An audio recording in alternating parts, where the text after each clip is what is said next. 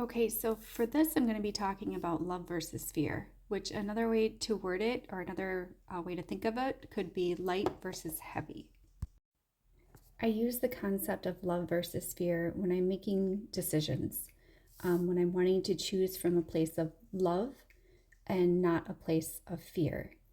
Another way of using the light versus heavy would be choosing the feeling that feels lighter in my body or in my person, in my heart, in my soul, versus making the choice that feels heavy and dense and weighing me down.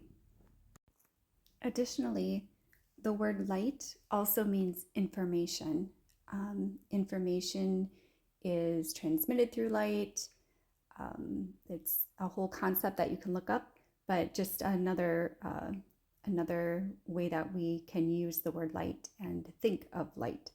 So, if we're talking about a question on the unit of what does how do we inventory a wallet, or how do we inventory the items in a purse, you can choose, which a lot of times when there's conversation about that, it can get kind of heavy. One person is saying you do it this way, another person is saying you do it that way, and people start to feel weighed down. They're fearful that they're not making the right choice, they're not completing the inventory in the correct way. So, what you can do is look to your source of light, which is the inventory guidelines that we have written up.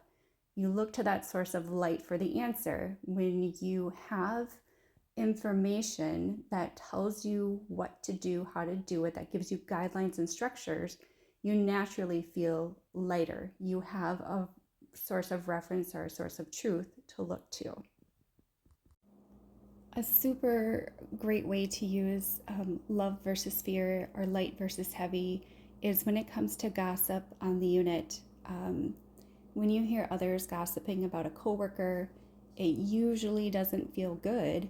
And then you oftentimes run into the peer pressure of either joining in on the gossip and being part of the group, or not joining in on the gossip and doing nothing, which doesn't help the situation at all. And you still probably are not feeling good about yourself and being exposed to the gossip. And then the other option that you would have would be to say something to your coworkers like, hey guys, this feels kind of heavy. This feels like gossip. I don't feel good hearing it. It's not uplifting our coworker. I Maybe we could talk about something else, and then shifting the conversation a different direction.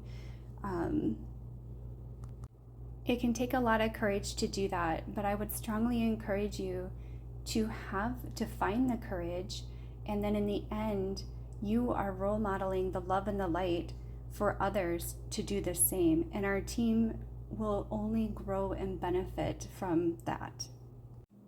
And I'm going to emphasize over and over throughout these videos I'm sharing that learning something now is not about looking back on how you've done things in the past and blaming or shaming yourself. It's about getting a new awareness and using it going forward to help everybody out. So start trusting yourself again.